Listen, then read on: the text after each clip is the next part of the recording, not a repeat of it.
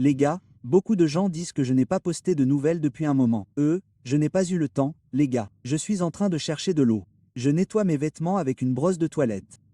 Je suis en train de nettoyer des bunkers, de tirer et de traîner et tout. Et je dirais que quand je rentre à la maison, mon partenaire me dit, qui est cet intrus? Qui est cet intrus utile dans ma maison?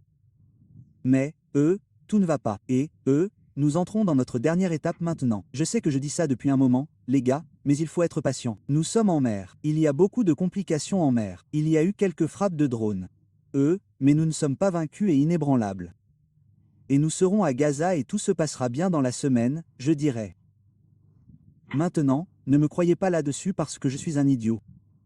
Mais non, les gens qui en savent beaucoup plus que moi sur le sujet diraient que nous sommes définitivement dans les dernières étapes. Maintenant, l'une des choses que j'espérais mentionner dans cette mise à jour était la pro Greta Thunberg. J'ai eu le plaisir et le privilège de passer du temps avec elle pendant cette mission. Quand nous étions à terre récemment, elle m'a trollé furieusement parce que je faisais semblant d'être énervé que personne ne voulait une photo avec moi dès qu'elle est arrivée. Et puis quand deux femmes ont demandé une photo avec elle les a envoyées dans ma direction et elles ne savaient manifestement pas qui j'étais et elles ont quand même accepté une photo avec moi. Et j'ai dit, pourquoi es-tu là? Et elles ont dit, eh bien, Greta nous a dit de venir et de prendre une photo avec toi. Comme du trolling de haut niveau.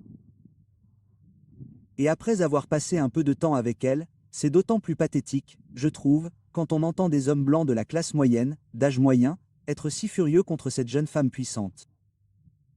Et je comprends maintenant. Je comprends maintenant. Ils sont tellement intimidés et leur esprit est époustouflé par son authenticité.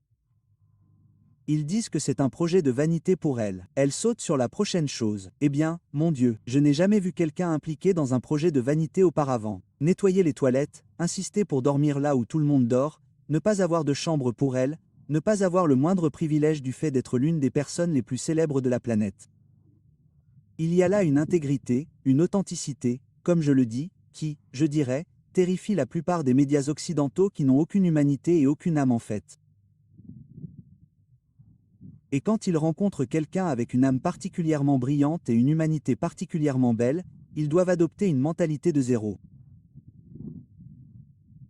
Ils doivent essayer de la faire tomber de peur d'être exposés pour ce qu'ils sont, c'est-à-dire des sténographes inhumains pour un génocide. Voilà donc ce que je pense d'elle. Et la cerise sur le gâteau, si vous arrivez à comprendre, c'est que son chien est originaire de Cork.